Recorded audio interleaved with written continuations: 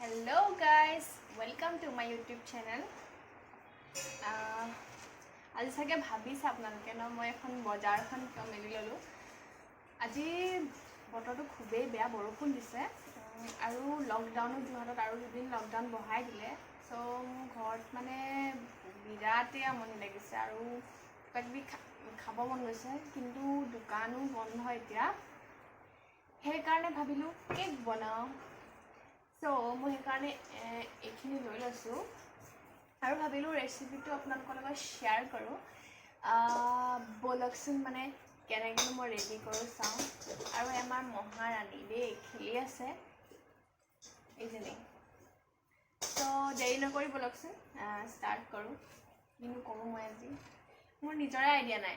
আৰু এটা কথা কৈ লৈ যাওঁ, মানে মোৰ মায়ে মোক কেক বনাবলৈ নিদিয়ে দেই, কাৰণ বস্তু লোকচান কৰোঁ। কাৰণ মোৰ প্ৰথম যিটো ট্ৰাই কৰিছিলোঁ একেবাৰেই জ্বলি গ'ল, নেক্সট এটা ট্ৰাই কৰিলোঁ জ্বলি গ'ল, তাৰপৰা মায়ে নিদিয়ে। কিন্তু ফাইনেলি ট্ৰাই কৰি পাৰিলোঁগৈ মানে। ব'লকচোন কেনেকৈ বনাওঁ আপোনালোকৰ লগত শ্বেয়াৰ কৰোঁ।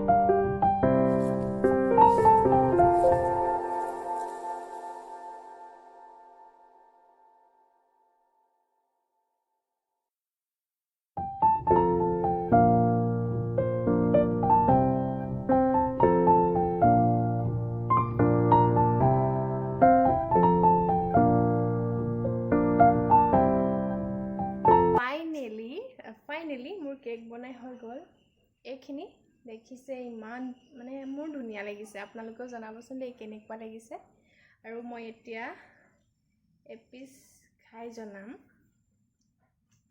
গধুৰ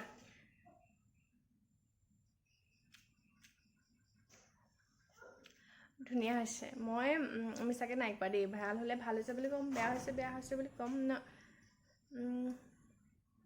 ধুনীয়া হৈছে কেক বনাব সকলোৱে জানেই কিন্তু মই শ্বেয়াৰ কৰিলোঁ আপোনালোকৰ লগত মন গ'ল আৰু আপোনালোকেও এনেকৈ ট্ৰাই কৰি চাব গৰম হৈ আছে আৰু কেনেকুৱা পায় মোক জনাব চ' আজিলৈ আহোঁ আকৌ জল্দিয়ে লগ পাম এটি নতুন ভিডিঅ' লৈ ধন্যবাদ বাই বাই